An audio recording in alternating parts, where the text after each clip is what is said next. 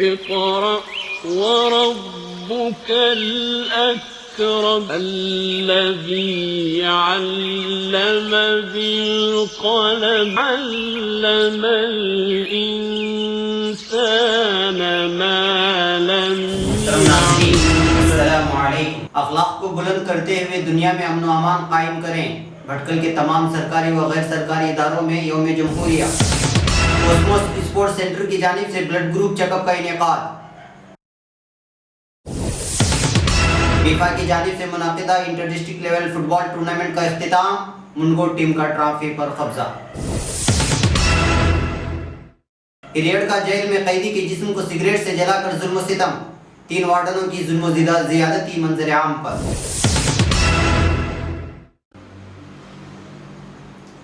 ناظرین اب خبریں تفصیل سے.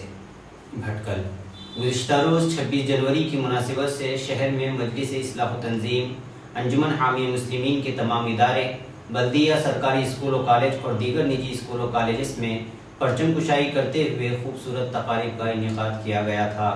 اسی طرح جامعہ اسلامیہ جامعہ آباد بھٹکل اور علی پبلک اسکول میں بھی یوم جمہوریہ کی خوبصورت تقاریب کا انعقاد کیا گیا.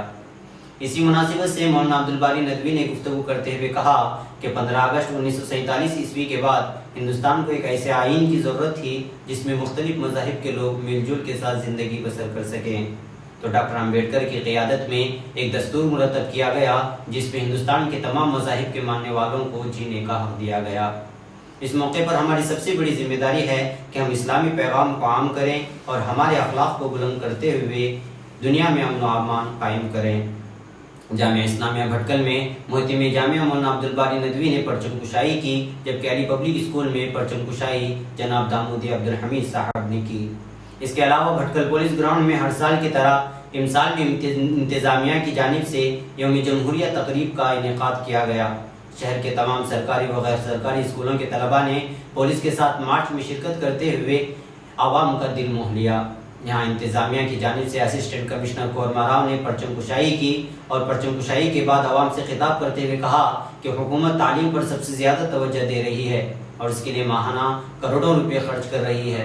نئی نئی اسکیموں کے اعلان کے ساتھ عوام کو پڑھائی پر توجہ دینے کی تلقین کر رہی ہے. انہوں نے اپنے خطاب میں آئین ہند پر بھی روشنی ڈالی. واضح رہے کہ اس تقریب میں دیگر تمام سرکاری افسران میں سے تحصیلدار، رکن اسمبلی جناب منکال ویدیا، پولیس کے اعلیٰ عہدیداران و افسران سمیت اسکولی طلباء موجود تھے. 15 اگست 1947 کو جب ہمارا ہندوستان آزاد ہوا تو آزاد ہونے کے بعد پھر بات آئی کہ کون حکومت کرے اور کس طرح حکومت کرے. 3 سال تک اس کا دستور تیار ہوا.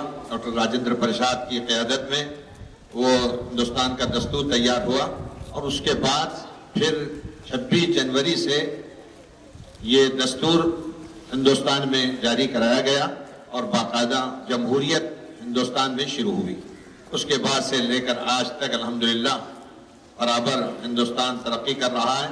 ہمارے ہندوستان کی خوبی یہ ہے کہ ہندوستان کے اندر مختلف مذہب کے لوگ یہاں رہتے ہیں. ہندو، مسلم، سکھ، عیسائی اور جتنے بھی مذاہب کے لوگ، دوسرے مذاہب کے لوگ ہیں، سبھی اس ملک میں رہتے ہیں اور خوشی سے رہتے ہیں، محبت سے رہتے ہیں. ہم اس موقع پر آپ کو مبارکباد دیتے ہیں اور آپ سے بھی یہ کہتے ہیں کہ سب ہندوستان کی ہر ایک کو محبت ہونی چاہیے. ہمارا ملک ہے، اس میں ہم یہاں پیدا ہوئے ہیں، ہم پڑھے اور یہاں پڑھیں گے انشاءاللہ. آگے چل کر یہاں ہندوستان میں اپنا نیک نام روشن کریں گے.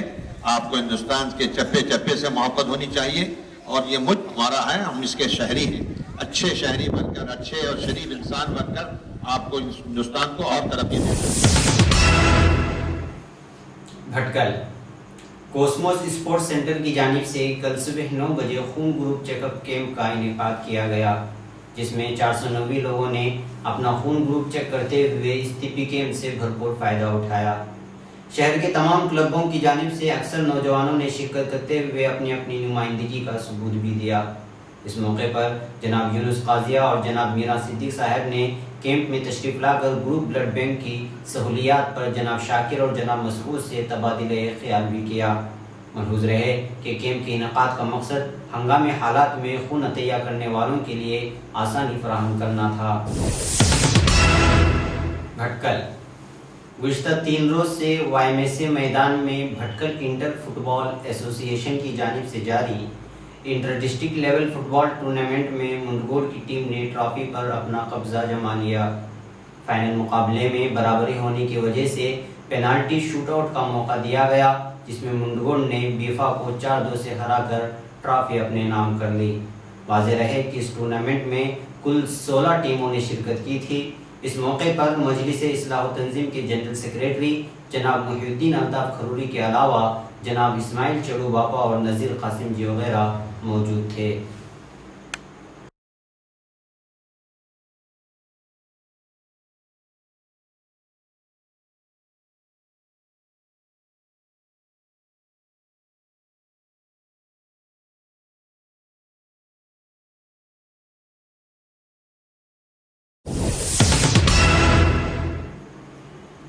اڑپی جیل کے درہم برہم نظام اور وارڈنوں کی منمانی کے خلاف احتجاج کرنے والے قیدی کو وارڈنوں کی جانب سے ایک کمرے میں بند کر کے اس کے جسم کو سگریٹ کے گرم نوک سے جلانے کے بعد اس پر ظلم و زیادتی کیے جانے کی واردات منظر عام پر آئی ہے۔ علاوہ ازیں اس معاملے پر پردہ ڈالنے کے لیے زخمی قیدی کو بلڈاری جیل منتقل کیے جانے کا واقعہ بھی سامنے آیا ہے۔ اطلاع کے مطابق قیدی پر ظلم ڈھانے کی یہ واردات ہریڑ کا جیل میں پیش آئی۔ دھوکہ دہی کے معاملے میں گرفتار ہو کر قید کی سزا کاٹ رہا BT واسو گوڑا، جو کہ حسن نگر سے تعلق رکھتا ہے، یہی وہ قیدی ہے جو وارڈن کے ظلم کا نشانہ بنا۔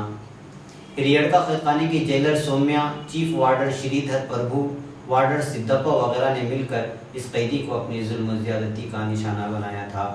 ملحوظ رہے کہ جیل کے خستہ حال اور وارڈنوں کی جانب سے لاپرواہی اور غیر حاضری کو دیکھا تو جملہ 45 قیدیوں نے احتجاج کرتے ہوئے جیلر کے ذریعے SP اور DC کو میمورنڈم پیش کیا تھا۔ اس احتجاج کی قیادت واسو گوڑا نے کی تھی۔